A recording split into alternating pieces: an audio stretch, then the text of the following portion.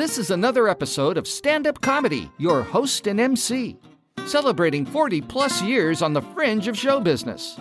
Stories, interviews, and comedy sets from the famous and not so famous. Here's your host and MC, Scott Edwards. Welcome to this week's show. Oh, I have something that is very exciting for me. One of my favorite acts. You know, I worked with literally hundreds of professional entertainers, many of whom were very talented, professional, and funny. But when I get pushed in a corner and asked who my favorite was, I always had to say Larry Miller. And you're in for a treat because I have some live comedy recorded from Larry Miller back in the early 80s. It's so original, so funny. This guy is definitely one of the best stand-up comics, but that's not how most people know him. He is a fairly famous TV and movie star. That's right, on television. He appeared in Mad About You, in the cartoon show Dilbert, Boston Legal. These were all regular roles, but he had many drop-ins. In fact, he had over 100 TV appearances, including a couple on the TV show Monk, one of my favorites, and another one of my favorites, NCIS. So Larry is well-versed in television, but that's not all. He's been in over 40 movies, the most famous being all the Nutty Professor series and the Princess Diaries series. And he's very first, he was the suck-up guy in the movie Pretty Woman as a store clerk. It's a fairly famous scene from Pretty Woman, and him and Richard Geer go at it. It's really hilarious stuff. But so in this podcast, I'm going to share some great material from Larry Miller, but I wanted to offer a little bit extra. So as in some of the recent shows, I'm also sharing some old radio promotions done by my good friends Paul Robbins and Phil Cowen. Now, these guys were pretty hot DJs back in the day on a radio station called Y92 here in Sacramento. Paul and Phil was the name of the radio show. You might recognize them. They went on and won 2 Emmys on the Discovery Channel as the Answer Guys. But anyway, long before that, they were terrific supporters of Laughs Unlimited. We brought literally dozens of comics into their radio show, and I had them do radio promotions or ads to help me get my club going back in the day. So what we're going to do is we're going to share one of those promos from Paul and Phil. Then we're going to have some terrific, clean stand-up comedy from my good friend Larry Miller. And then we'll have one more of the radio promos from Paul and Phil, and that'll be this week's show. I know it'll be entertaining, it'll be different, it'll be interesting, and just so happy that you're here listening to it. Okay, enough jibber-jabber, let's get started. Ladies and gentlemen, Larry Miller live on stage, right after this important message. The name's Jack Hammer, paramedic. My partner Bill and I work the toughest beat in town. Tuesday through Sunday nights, our ambulance is parked right here in Firehouse Alley, outside Laughs Unlimited in Old Sacramento. The things we've seen this place do to people. That's right. Top-name comedy acts from L.A., San Francisco, New York. And now a full-service bar. Hey, don't get us wrong. We got a sense of humor. We think people should have a good time. Yeah, but Laughs Unlimited is just too much entertainment. Yeah, these comics are professionals, okay? New shows every week. Yeah, easy, Bill, easy. Guess some people can't take all that humor. They start laughing, they just snap. Here we go again. Come on, Bill. Right. Stand back. Back. Give him room. Eyes are rolled back. Oxygen, Bill. Start an IV. He's not coming around. Let's get him to emergency. Move. Right. Out of the way. Get out. When will you people learn? I'd like to know the name of the comic who did this. Who's in there? Mr. Larry Miller. Mr. Larry Miller. Hi, thanks, folks. Hope you're having fun so far. Apparently not, no. Yeah, this has been a good week here. People drink a lot here. Be careful, though. You know, indoors is no problem. You know you're drunk indoors when you go to brush something off your shoulder and it's the floor. That's a handy tip. But people want to know, when should I not drive? When have you had too much to drink and should not drive? Watch for these helpful tips. Number 1, the car is big. It's a lot bigger than when you started out. It's like you're driving a Winnebago now. All of a sudden, that steering wheel is 10 feet wide. You're like...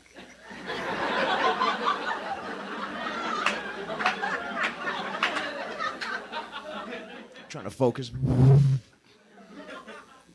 the hell was that? Jeez, I can't see anything, you know. Unless you use one eye somehow. Oh, this is much better now. Yeah, we'll be okay, honey. You know, I don't know. One eye is better. I don't know why. Cigarette smokers have a problem sometimes. They can't get that car lighter back in the little hole. Spend a couple of minutes making the Olympic sign on the dashboard there, you know.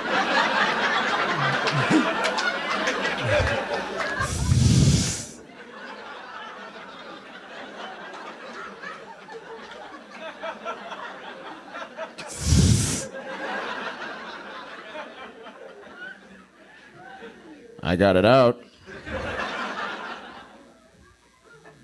You ever take that lighter and shake it, throw it out the window? You know? Boy, you feel like a real Rhodes Scholar then, huh, folks? You know when you can drink, by the way, be careful, because we got Thanksgiving coming up.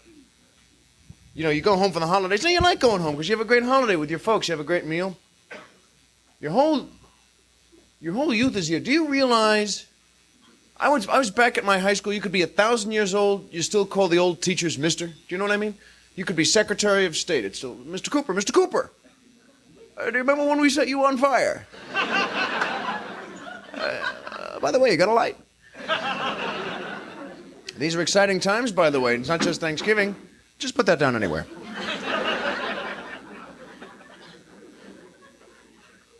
You know, President Reagan is in Geneva now. He's going to be meeting with the Russian guy, their new guy, Gorbachev. Which I don't even know why they picked him, Gorbachev. He doesn't look sick.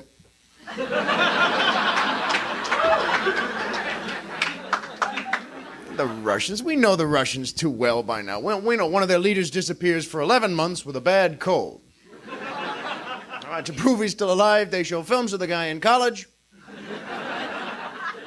Next thing you know, the da-da-da-da, da-da-da-da. You ever notice the Russians salute like the Klingons, by the way? You ever notice that? Think about that.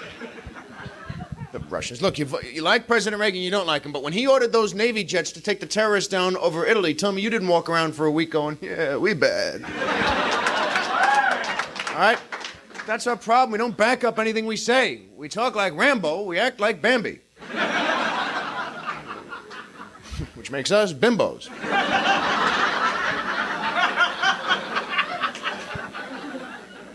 We don't back up. Did you read? Well, every so often, we're finally starting to send those Cuban mental patients back. The one Castro sent, the criminally insane guys, the 3,000 guys. To me, we should back this up. I say not only send them back, I say we send some of ours. Not 3,000, just some of the varsity. Manson, Hinckley, Chapman, those guys.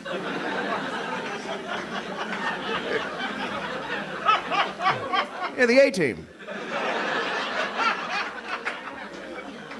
We'll go with our starters. Folks, look, hey, folks, let's be honest. When you're talking about lunatics, I don't think the Cubans know who they're messing with. You know, we got to go with our strength, and hey, if you're looking for out-and-out maniacs, we can match them man for man any day.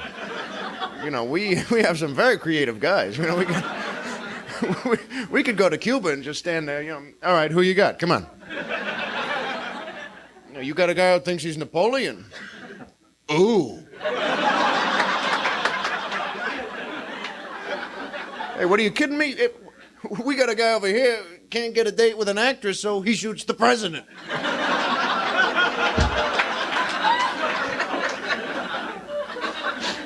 All right, come on. Who else you got? Come on. They'd be like Roberto Duran. No mas.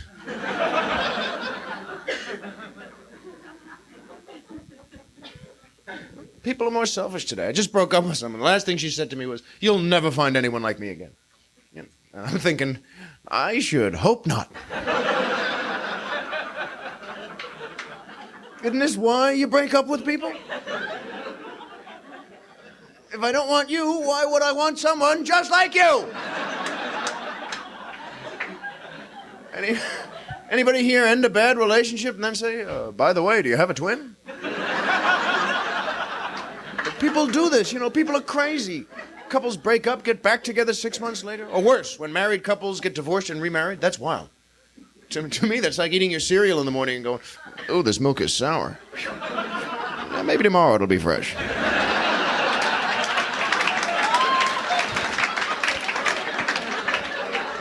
Do you follow this? I think you do.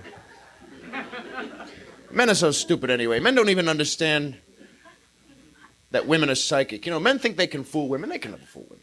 You know, my girlfriend is back in New York now. I know if after this show, if a woman comes up to me, she could be married, standing there with her husband. If she says hello to me, I know in the middle of the night in New York, my girlfriend just went...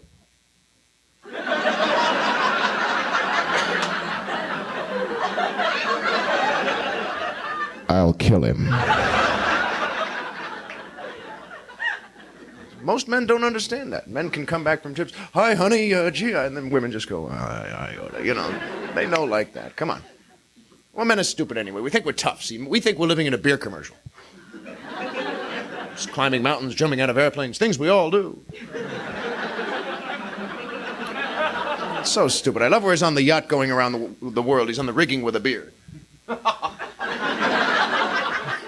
Yeah, you ever drink beer on a boat?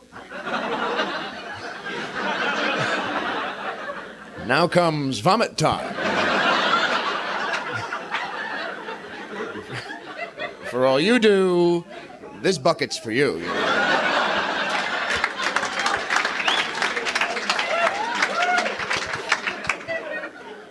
As long as the Russians are advertising, in fact, in our country, let's see some equal time. Let's see a Russian beer commercial with 10 prisoners in Siberia going, it doesn't get any better than this.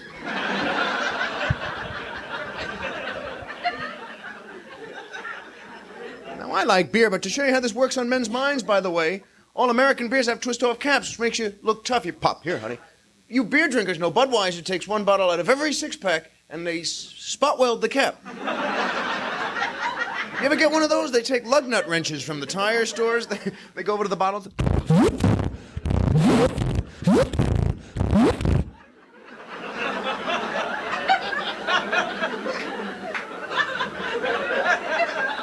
All right, it's not an important talent, but where else could I use it?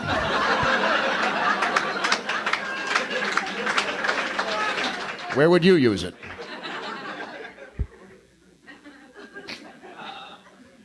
Men are fools. That's the theme of this part of the show. It is. We think that's the whole thing. Men think they're tough and, you know, because men will do anything to impress women. Women know this because they have to look at it, you know. Watch men on dates. Men on dates are always doing that. It's all happening now. Watch me work. You know, and the women are thinking, idiot.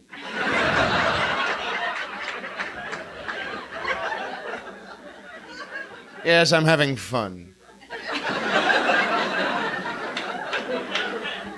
Men are fools.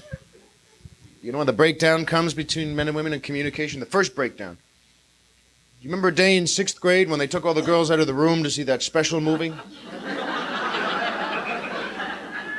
That was it. What was in that movie, by the way? Yeah, they never told us. They sent us to play kickball. I'll never forget the look on the girls' faces coming back in the room, though.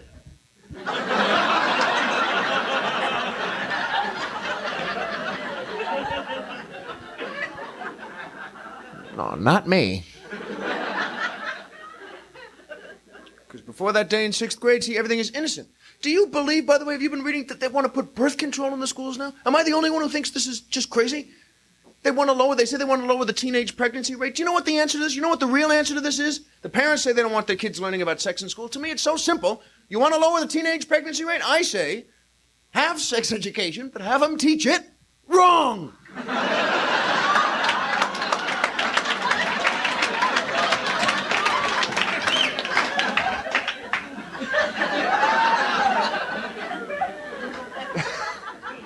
Think about it. Kids will figure it out eventually, right? For a few years at least, this will confuse them. Get them in the class, make something up. Back to back, kids.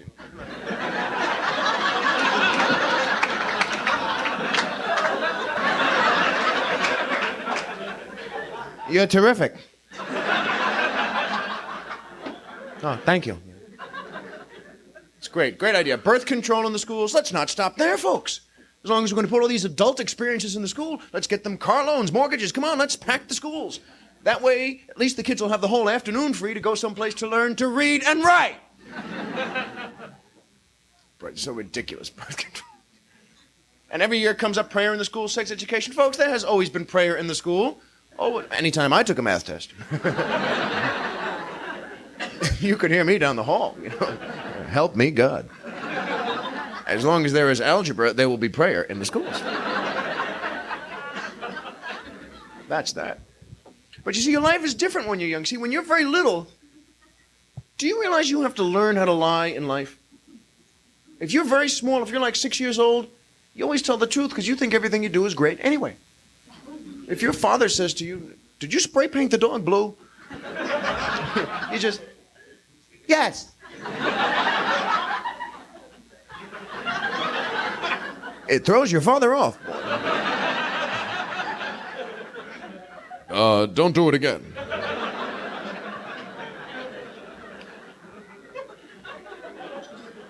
You know, you have to learn how to lie, see? You know how brutal kids are. You're sitting around the Thanksgiving dinner table with one of your heavy-set aunts. Kids will just say, "Well, maybe if you didn't eat so much, you wouldn't be so fat."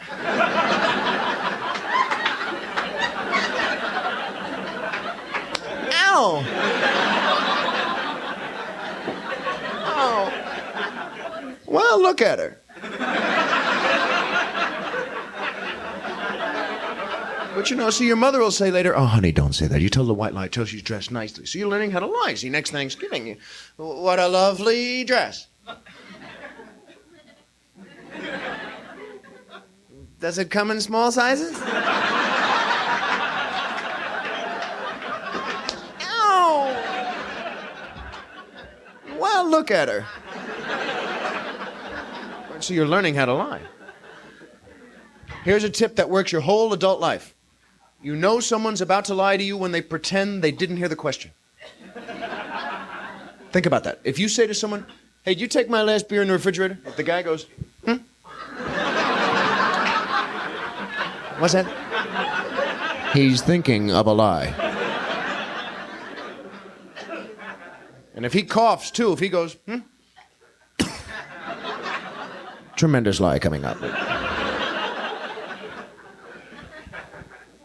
Your parents always knew you were lying anyway. You remember that. If you don't, you were wrong. Your parents always knew. All parents always know.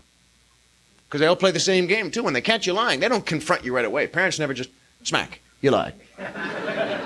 Parents don't do that. Parents try and get you to lie more. Hang yourself. It's true. It's worse with me. My father's a lawyer. When he caught you lying, he'd give you that. "Well, tell me, Larry. If that's your real name."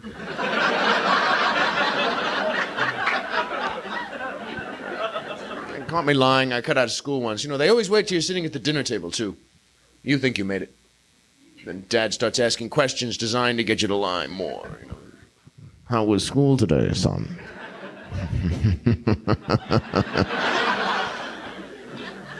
So you go, "Hmm? Well, we had a student council meeting. I went to football."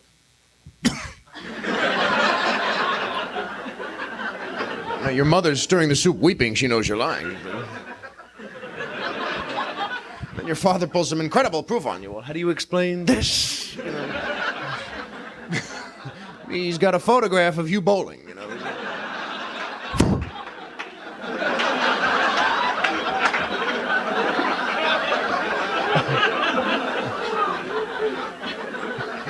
Oh, waiting for the ball to come back.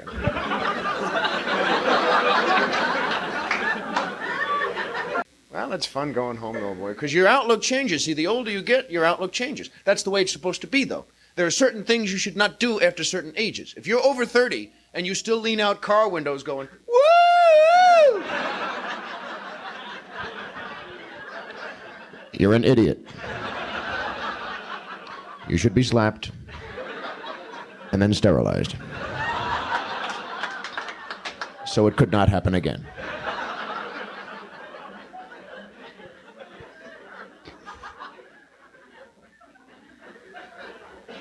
The only only time in our lives we like to get old is when we're little kids. But I can't even do it. Now, I'm over 30 now. I can't even feel comfortable buying blue jeans anymore. I don't even know that. I swear I go and I don't even know how to distinguish. You got boot cut, straight leg, zip up, button down. I don't even know. Shrink to fit. Those I like. Those are the ones the Russians like, the shrink to fit. It's true. Well, that's their whole philosophy. Poland, Hungary, Afghanistan, shrink to fit. Comrade, Nicaragua's still a little loose. Run them through the dryer again. We want them to fit just like Cuba. Well, some of these have a point to them.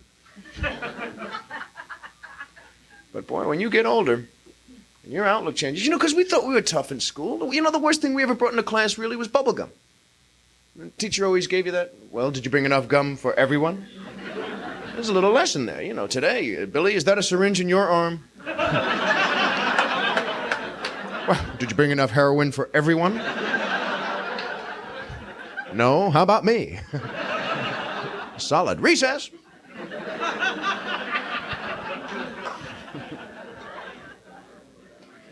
But again, the only time in our lives we like to get old, and I don't understand this, is when we're little kids. Think about this. If you're less than 10 years old, you're so excited about aging, you think in fractions. How old are you? 4.5. Yeah, you're never 36.5. 4.5 and going on 5. See, that's the key. You're going on. Then you get into your teens, they can't hold you back, you go right to the next whole number. How old are you? I'm gonna be 16. Now, you could be 10. See, but you're gonna be. And then the greatest day of your life, you become 21. But it has a nice sound to it, so you become 21. Yes, but you turn 30. Whoa, what happened there? Makes you sound like bad milk. He turned, we had to throw him out. But it's no fun anymore. What went wrong? You become 21, you turn 30, then you're pushing 40. Stay over there. You're slipping away, you become 21, you turn 30, you're pushing 40, then you reach 50. You become 21, you turn 30, you're pushing 40, you reach 50, and you make it to 60. And then, folks, you become 21, you turn 30, you're pushing 40, you reach 50, you make it to 60, but then you built up so much speed. You hit 70.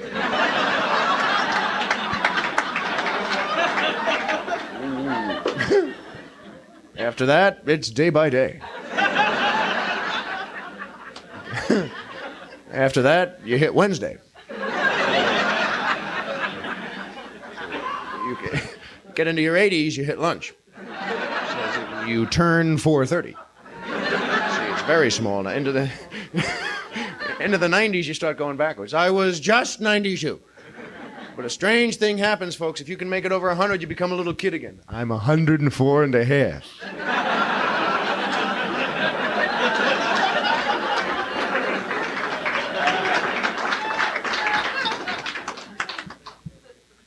So watch for these warning signs of aging. They can happen at any time. I don't care how young you think you are. Number one, you're getting old when you find yourself watching golf on TV and enjoying it. When that announcer says, "Let's watch," and you do,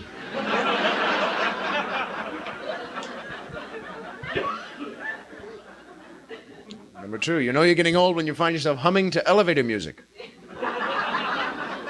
That'll throw a scare into you in the supermarket. Well, you're walking down the aisle, raindrops are falling on my head. 2 for $29.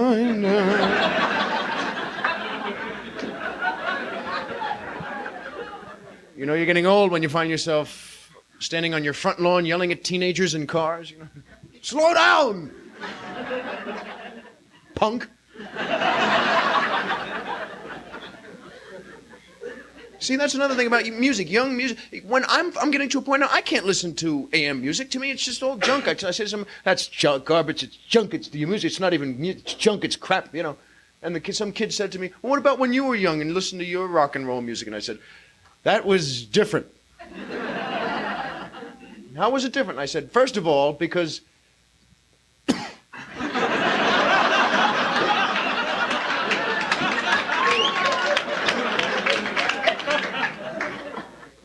And he had me there. I couldn't think of something.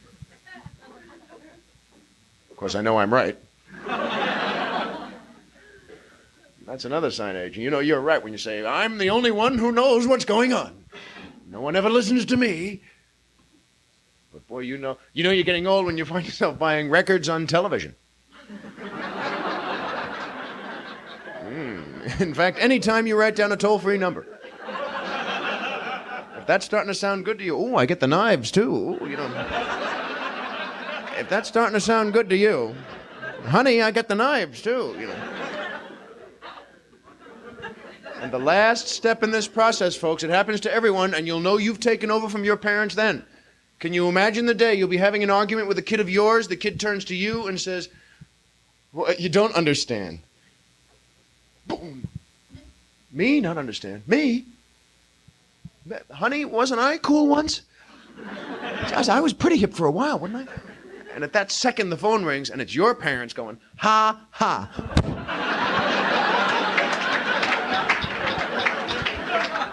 See, and the cycle is complete. Now you're mom and dad. See, now you get bad gifts on your birthday. So, hello, Sacramento. Yeah, last night here. What's going on here? Anything I should know about? I know you're getting, you got a new sports team here.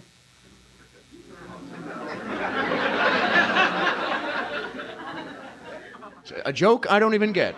See, jokes for no reason, apparently. And there's a team, right? There's a basketball team, right? A pro team? Yellow. Gee, it's nice to see that. The Kings, right? Are they not a good team? Yeah. Oh, the Kinks. That's a bad nickname to start right out with, I guess, the first season. And no one is, they're not... That's what I'm saying. Sports are not good here. No one should invest in. I was at the World Series this year. That was fun. It's different from TV, Because you know how the batters hit the foul balls into the stands? These balls go like rockets. They're like... The announcer always says, now there's a lucky fan,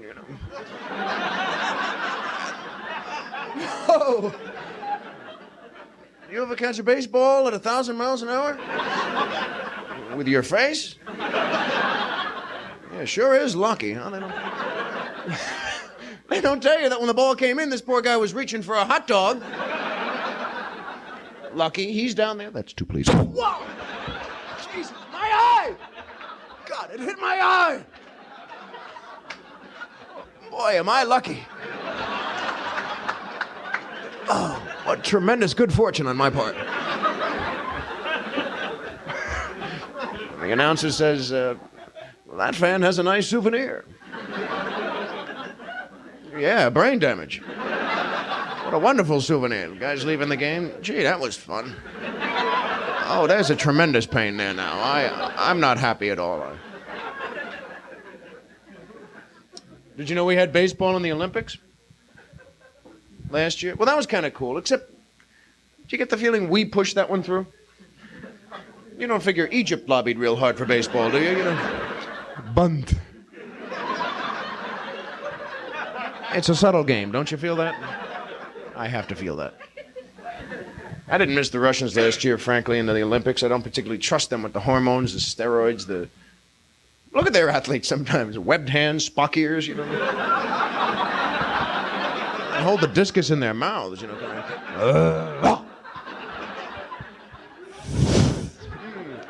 Into the parking lot. Good toss. Try complaining to their athletes sometimes, or their coaches. Pardon me, I couldn't help noticing your fellows climbing from hurdle to hurdle without touching the ground.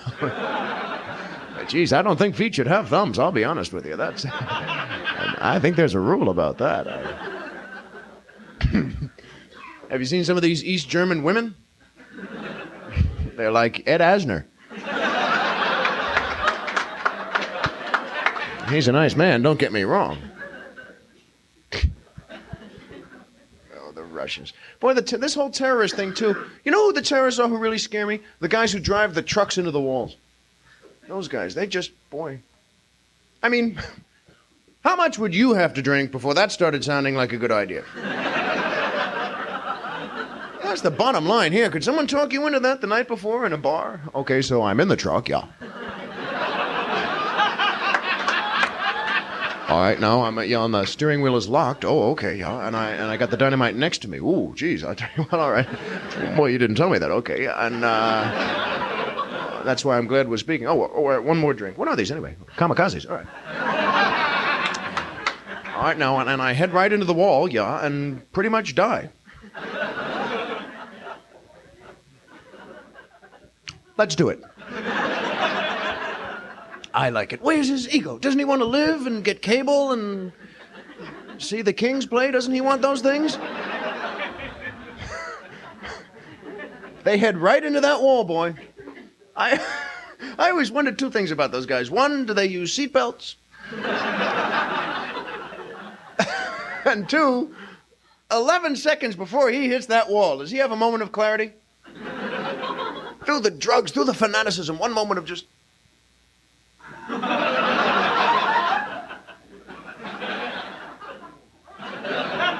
Bad idea. That would make me feel better. Americans have different problems on our roads. You know, there's one traffic jam that really drives you berserk. The lowest of the... It's the one that's caused by one cop going 55. Boy, you hate it when you finally pull up to him and he's just driving.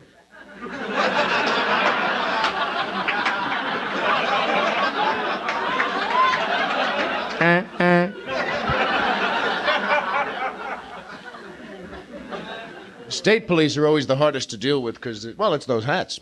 That's a bad hat, folks. I'm sorry. It's hard to take him seriously when he wears that hat.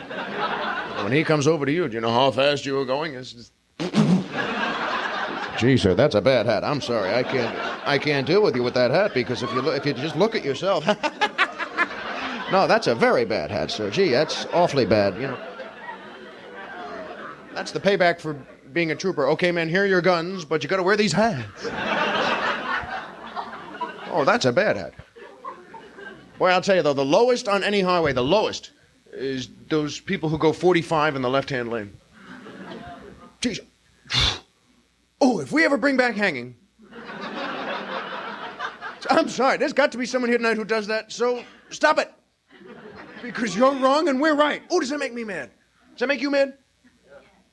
I think we all do the same thing, too. You get so mad, you pull around the guy, and you...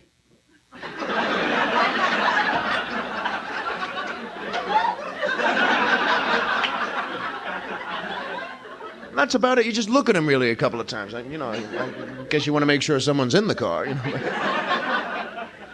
But you can't pull a Dukes of Hazzard, you know.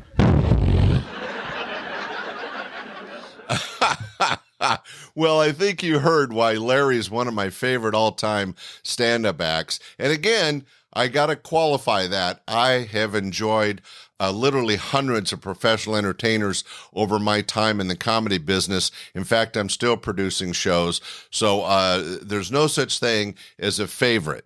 But when pushed into a corner, Larry Miller was the guy, and you just heard why. Hey, thanks for joining us for this week's show. Before we end, here's one more promo by Paul and Phil, and then we'll close again this week's show. Okay, hey, thanks for listening. Be sure to share right after this message. Reason number 12 why you should be at Laughs Unlimited, Sacramento's only all-comedy nightclub.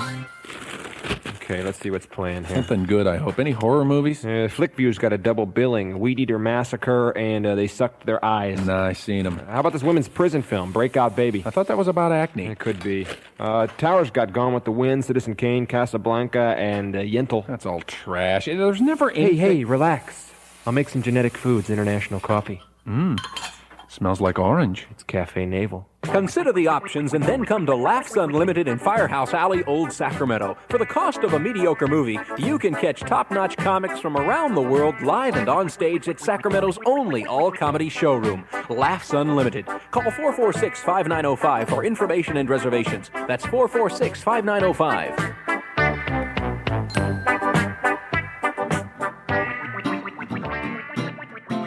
We hope you enjoyed this episode of Stand-Up Comedy, your host and MC. For information on the show, merchandise, and our sponsors, or to send comments to Scott, Visit our website at www.standupyourhostandmc.com. Look for more episodes soon and enjoy the world of stand-up comedy. Visit a comedy showroom near you.